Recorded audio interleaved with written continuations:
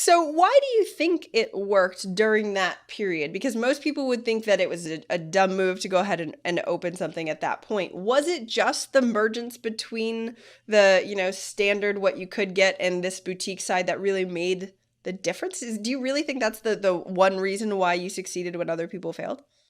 I think so. I mean, it probably was a dumb move, but I think what worked is that I had a very, very clear vision. And when I say we, there's team members who are still part of the organization that started with us at that time. And they very much contributed to that vision. And we had a very strong vision for not only, and we were very clear on what our differentiators were. So we knew that outstanding photography needed to be a differentiator, but one of the other differentiators is a full service experience. So whereas a lot of photographers are just, photographing, not doing very much to the files, putting them on a disc, whereas I think sometimes the customer feels like that's what they want, they really don't. It doesn't create an end product that is satisfactory. So having that full service experience where you walk in and you get interior design help and you can see vignettes and it feels like you're in a home furnishing store, that highly differentiates us. And then just this incredible guest experience, like you feel you're at the Four Seasons, is another one of our differentiators. So I think the fact that we were so clear on our uniques, we were so clear on our core values, we were so clear on the vision that kind of helped us get over those natural bumps in the road that every entrepreneur faces when they start out on a crazy endeavor. I mean, the statistics are stacked against us, particularly as women, right?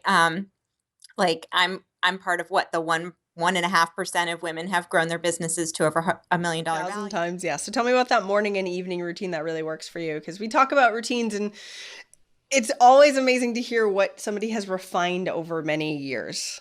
Yeah, yeah. I mean, I've read a lot of those. I'm an avid reader, and I've read a lot of those articles too. And like I know, like Anna Wintour, like plays tennis every morning at 5 or something like that. I'm like, Yeah.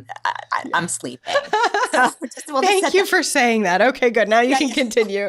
Otherwise, I'd stop you right there. Depends on my kids and like what's happening with them. Like my youngest was up at 2 last night. So um I did go for a very mediocre jog this morning. I stopped a few times because I was pretty tired, but it was more for my brain than my body. And so I went out at like probably like wake up, went out at about 6:30, came back, did a 10-minute meditation, showered. Then my husband's off to work. So he, some mornings, some days he has like an hour commute to the state office in Delaware, and some days he's local in Wilmington where we live. So this morning he needed to leave at 7:30, so it kind of cut my morning short.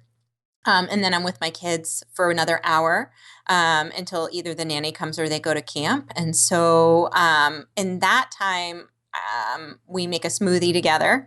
And there's certain supplements I put in my smoothie I don't put in theirs, and there's some that we share. So we make a whole smoothie together. We've got a whole routine. They get their smoothie. I put the anti-aging stuff in my smoothie, and then there's also other things in there that really help my brain development. Like what?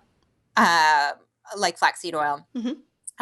Because when you're pregnant, so I was, pregnant in a row, right in a row, because my kids are 15 months apart. The omega 3s, like that whole brain loss is real. Like your baby actually sucks the omega 3s out of your brain and it We're develops so their brain. lucky as Yeah, I mothers. know. You're like, Lovely. thank you, baby.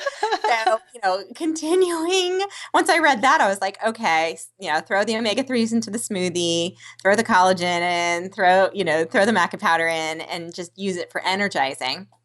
So that either exercise, meditation, smoothie making, somewhere in there. I don't exercise every day, but that kind of routine is definitely present in there. And then at night is a little bit longer. That's a longer routine. I'll usually read for about a half hour. I have a little notebook that sits next to my bed that speaks to, it's just notes I've made from different books over the years, but Mary Kay Ash said that if you want to become a great leader, you have to reflect for 30 minutes a day on the kind of leader that you want to be. So I have all the characteristics written down, and I think like, well, was I that kind of leader today? Was I the kind of leader that sees the best in other people? Did I ask questions first before responding, or did I just react? So I'm really trying to um, lead myself into the person that I want to become. And then people, when you're the boss, people watch you pretty carefully. It took me a long time to realize that.